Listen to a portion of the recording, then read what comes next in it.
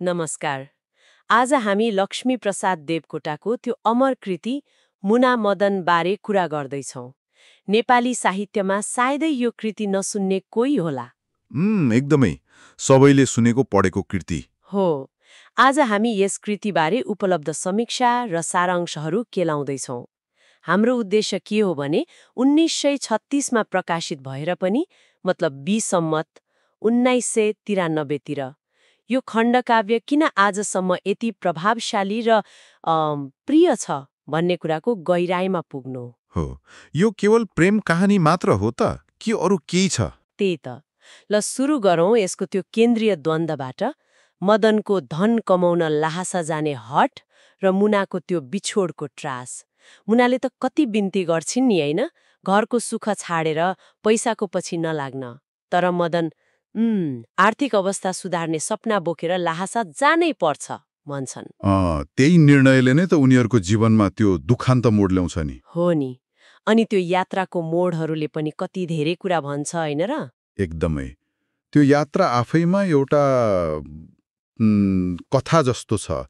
जब मदन बिरामी पर्छन् उनकै सहयात्री आफ्नै साथीहरूले उनलाई बीच बाटोमै असहाय छोडिदिन्छन्। कस्तो अचम्म है। हो, तर त्यही समाजले तल्लो जात भनेर हेला गरेको एकजना भोटेले उनलाई उद्धार गर्छन्, जीवनदान दिन्छन्।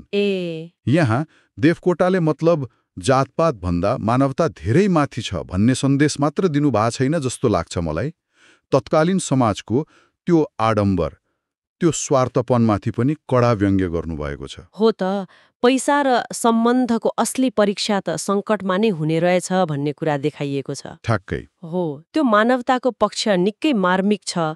अनि यो कृति लेखिएको शैली, त्यो झ्याउरे छन्द पनि त खुबै चर्चामा आउँछ नि। झ्याउरे छन्द सुन्दा त सामान्य लोक भाका जस्तो लाग्छ। यो छन्द किन यति महत्त्वपूर्ण भयो होला? के छ यसमा त्यस्तो? तपाईँले ठिक भन्नुभयो। यो सुन्दा सरल लोकलय जस्तो लाग्छ र यसको शक्ति नै त्यही सरलतामा छ जस्तो लाग्छ। यसले के गर्यो भने त्यस बेलाको त्यो अलि जटिल संस्कृतनिष्ठ साहित्यिक परम्परा थियो नि, हो त्यसबाट बाहिर निस्केर साहित्यलाई आम मानिसको पहुँचमा पुर्यायो। यो छन्दको सरलताले गर्दा नै सायद निरक्षर मानिसले पनि सुनेकै भरमा कण्ठ गर्न सक्थे। हो र?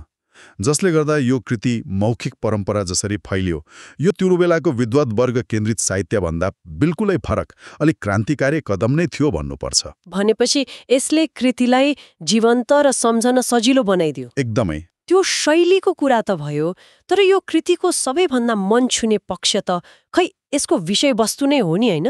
प्रेम, त्याग, विछोडको पीडा त छँदैछ। तर त्योभन्दा गहिरो केही छ जस्तो लाग्छ। खास गरी त्यो भौतिक महत्वाकांक्षा र मानवीय सम्बन्धी बीचको द्वन्द्व। निश्चय पनि। यो कृतिले केवल प्रेम र बिछोड मात्र देखाउँदैन। कुरो के हो भने यसले सामाजिक अन्याय, विशेष गरी त्यो जातीय विभेदलाई निकै सशक्त रूपमा प्रस्तुत गर्छ। हो, त्यो मानिस ठुलो दिलले हुन्छ, जातले हुँदैन। देवकोटाको त्यो कालजयी पंक्ति, मानिस ठुलो दिलले हुन्छ, जातले हुँदैन, यही कृतिको मर्म हो। यसलाई बृहत परिप्रेक्ष्यमा हेर्दा यो भनाइले तत्कालीन त्यो कट्टर समाजलाई निकै प्रगतिशील र मानवीय सन्देश दिएको थियो। त्यसो त हो। देवकोटाले के स्थापित गर्न खोज्नुभयो भने मान्छेको मूल्याङ्कन उसको जात वा धनले होइन, उसको कर्म र हृदयको विशालताले हुनुपर्छ। मानवताको सेवा नै सर्वोपरि धर्म हो भन्ने दर्शन यसमा स्पष्ट छ। त्यसो भए यी सबै कारणले गर्दा नै यसलाई देवकोटाको मात्र नभएर समग्र नेपाली साहित्यकै एउटा उत्कृष्ट कृति, एउटा कोशे ढुङ्गा मानिन्छ होइन त? हो त। यसको खास साहित्यिक देन योगदान चाहिँ के रह्यो त? पण्डित र विद्वानहरूको त्यो साङ्गुरो घेराबाट निकाल्यो, आम जनताको मनमा पुर्यायो। भाषा अत्यन्तै सरल छ, तर भावनात्मक रूपमा त्यति नै गहिरो, काव्यात्मक छ। बाहिरबाट हेर्दा प्रेम कथा जस्तो लागे पनि यसभित्र जीवन, समाज, मानवीय सम्बन्धबारे गहिरो दार्शनिक चिन्तन लुकेको छ। त्यसैले त यो स्कुलदेखि युनिभर्सिटीसम्मै पढाइन्छ है। हो नि। अनि यसलाई एक प्रकारले राष्ट्रिय साहित्यिक सम्पत्ति जस्तै मानिन्छ। समग्रमा भन्दा यसले साहित्य र साधारण मानिसबीच एउटा बलियो भावनात्मक पुल बनाइदियो।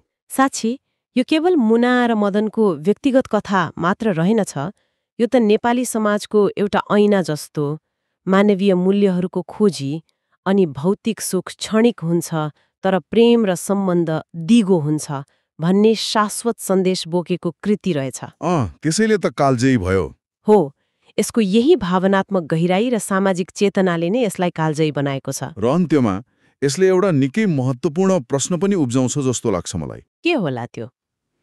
धन कमाउन वा राम्रो अवसर खोज्न घर परिवार छोडेर हिँड्ने मदनको कथाले उजागर गरेको त्यो द्वन्द्व, एकातिर आर्थिक आवश्यकता, अर्कोतिर प्रियजनसँगको त्यो भावनात्मक दूरी, यो कुरा आजको युगमा कत्तिको सान्दर्भिक छ होला? हो त नि। चाहे देशभित्र होस् वा विदेश, अवसरको खोजीमा भौँतारिने लाखौं मानिसहरूको जीवनमा यो कत्तिको प्रतिबिम्बित हुन्छ होला?